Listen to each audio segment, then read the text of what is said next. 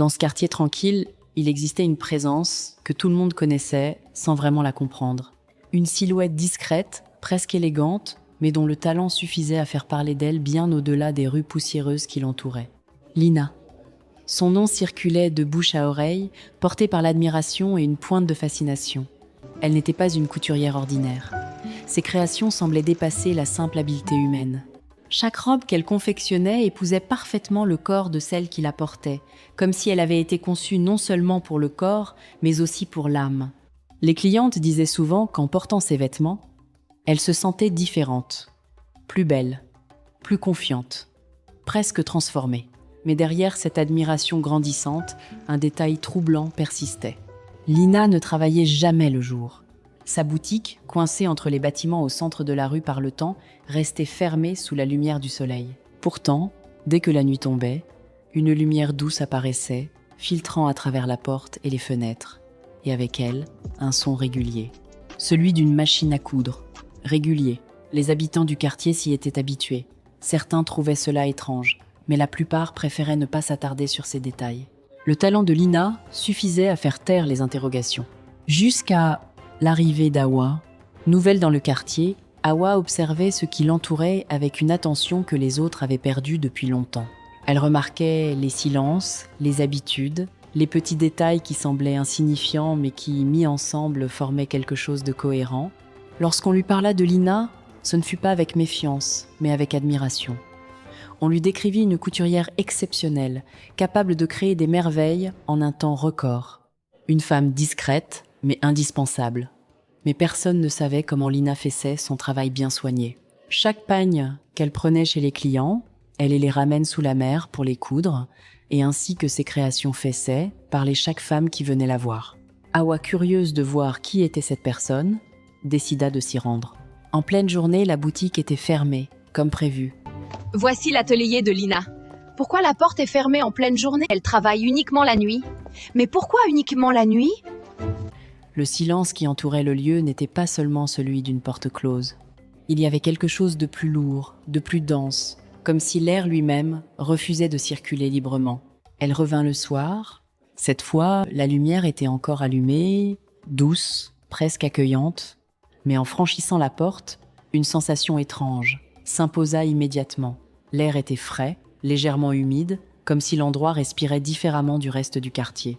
Une odeur subtile flottait dans la pièce, difficile à identifier, mais persistante. Une odeur de mer. L'intérieur de la boutique était simple, mais étrangement ordonné. Les tissus étaient parfaitement alignés, les outils disposés avec une précision presque obsessionnelle. Awa ne remarqua pas immédiatement ce qui rendait l'endroit si troublant. Ce n'était ni la lumière, ni les objets, ni même le silence. C'était quelque chose de plus diffus. Une sensation, presque instinctive, comme si les murs eux-mêmes observaient, dans les prochains jours. Cette impression ne la quitta pas. Chaque nuit, la lumière s'allumait. Chaque nuit, le bruit de la machine reprenait, régulier, presque apaisant. Mais parfois, il entre deux séquences. Un autre son apparaissait, plus discret, plus lourd, un bruit d'eau. Comme un mouvement lent, profond, difficile à situer, Awa tenta d'ignorer ces détails. Après tout, rien de concret ne justifiait son inquiétude. Puis un événement vint briser l'équilibre fragile du quartier. Une cliente régulière de Lina disparut. Sans explication, sans trace. Les murmures circulent rapidement. « Eh mes chers, notre Nala a disparu. Oh, on disait qu'elle était chez la couturière Lina. Je viens d'apprendre que Nala a disparu. » Awa, cachée, entendit quelques femmes parler de la situation. Les habitants préféraient détourner le regard, comme si reconnaître l'étrangeté de la situation revenait à ouvrir une porte qu'ils n'étaient pas prêts à franchir. Mais pour Awa, le doute n'était plus possible. Quelque chose n'allait pas. Et ce quelque chose semblait lié à Lina. Une nuit, incapable de résister à cette tension, elle s'approcha de la boutique avec une prudence mêlée de détermination. La lumière était allumée, comme toujours, mais cette fois, elle ne se contenta pas de rester à distance. Un léger espace dans les rideaux lui permit d'observer l'intérieur à nouveau. La silhouette de Lina se déplaçait, elle était dans l'atelier fessant, son travail, puis, sans raison apparente, elle s'arrêta. Un silence, elle se dirigea vers le fond de la pièce, là où l'ombre était plus dense. C'est à cet instant qu'Awa perçut clairement le son. Hawa comprit une chose essentielle. Elle ne pourrait plus faire confiance à ce que tout le monde admirait. Depuis la nuit où elle avait aperçu Lina se diriger vers le fond de la boutique, Hawa n'arrivait plus à vivre comme avant.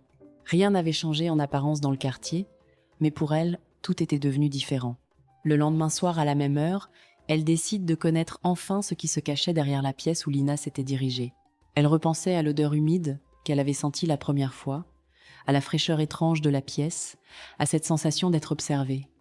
Tous ces détails prenaient maintenant un sens. Il y avait quelque chose derrière, quelque chose de réel. La disparition de la cliente avait confirmé ses doutes. Personne n'en parlait ouvertement, mais tout le monde était au courant. Et pourtant, personne ne faisait le lien. Hawa, elle, ne pouvait plus détourner le regard. Elle savait que quelque chose se cachait derrière tout ça. Malgré la peur qui lui serrait encore le cœur, nourrie par les mauvais souvenirs de la dernière fois, quelque chose de plus fort la poussait à avancer. Sa curiosité ne la lâchait pas. Elle voulait comprendre, voir par elle-même, découvrir ce qui se cachait vraiment dans chaque recoin de cet endroit. Elle resta un long moment immobile, perdue dans ses pensées, pesant le danger face à ce besoin brûlant de vérité. Le silence autour d'elle rendait tout encore plus lourd, presque oppressant. Puis, rassembla son courage et franchit finalement le seuil. La boutique de Lina était éclairée comme toujours. Mais cette fois, la porte était entr'ouverte. Hawa s'arrêta un instant. Elle observa, cherchant quelque chose qui pourrait la rassurer. Il n'y avait rien. Elle avança et poussa lentement la porte. À l'intérieur, les machines à coudre étaient là. Rien ne bougeait. Mais l'odeur de la mer était plus forte que l'autre fois. Une odeur d'eau stagnante. Elle avança doucement, un mouvement lent venant du fond de la pièce. Elle continua, le cœur serré, concentrée sur ce son. Chaque pas la rapprochait de la vérité. Quand elle arriva au fond, elle s'arrêta net. Un grand bassin occupait l'espace. L'eau était sombre, immobile, en surface, mais profonde. Trop profonde pour un simple atelier. Elle resta figée quelques secondes, puis l'eau bougea. Un mouvement lent. Quelque chose remontait. Elle recula légèrement. Elle regardait la surface se fendit doucement. Une tête humaine apparut. C'était Lina, mais pas comme avant. Sa peau brillait sous la lumière. Ses yeux étaient fixes, froids. Son visage n'avait plus rien de normal. Et sous l'eau, une forme se dessinait clairement. Une longue queue couverte d'écailles sombres. Hawa comprit immédiatement. Tout s'aligna dans son esprit. L'odeur, le bassin, les disparitions. Lina n'était pas humaine. Le silence devint lourd. Puis l'eau bougea encore, et cette fois, Hawa aperçut autre chose. Des formes sous la surface, des silhouettes, des corps flous, mais présents.